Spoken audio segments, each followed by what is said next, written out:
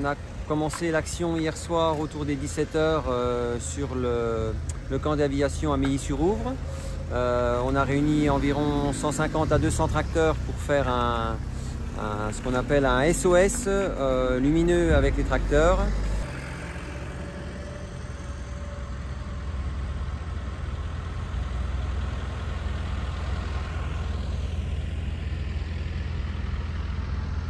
Nous sommes sur le canton de Pouilly-en-Auxois et avec des tracteurs de plus en plus nombreux. Je pense qu'on va être à pas loin de 200 tracteurs et quelques centaines d'agriculteurs pour soutenir l'action nationale des jeunes agriculteurs et de la FNSEA.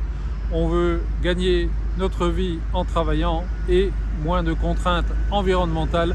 On ne peut plus supporter toutes ces distorsions de concurrence et nous espérons encore être nombreux jusqu'à ce que le gouvernement accorde les revendications de la FNSEA et des jeunes agriculteurs.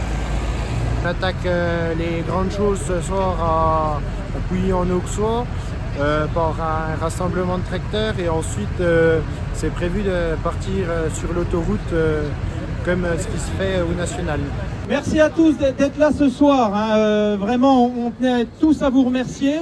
Il y a des JA, il y a des fédés, il y a des Côtes d'Orient et aussi d'autres départements. Et il y a aussi beaucoup de non-syndiqués, donc malheureusement ça illustre un peu la détresse de toute la profession. On voit une mobilisation générale en France, mais aussi dans les autres pays d'Europe. Donc on voit bien qu'il y a une grosse problématique sur les sujets de la PAC.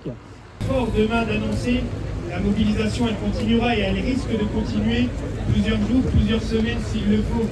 Il nous faut aujourd'hui un cap clair, visible sur du long terme pour l'agriculture.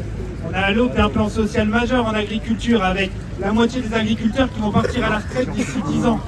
Il nous faut ce cap clair pour donner envie aux jeunes de s'installer et de poursuivre dans la voie agricole. Et pour ça, il nous faut garantir des revenus. Et pour moi, c'est vraiment la chose la plus importante de cette mobilisation, garantir du revenu par une application de la loi Egalim, par exemple. Ça fait 5 ans qu'elle est entrée, qu'elle a été promulguée, et aujourd'hui, ça ne fonctionne pas.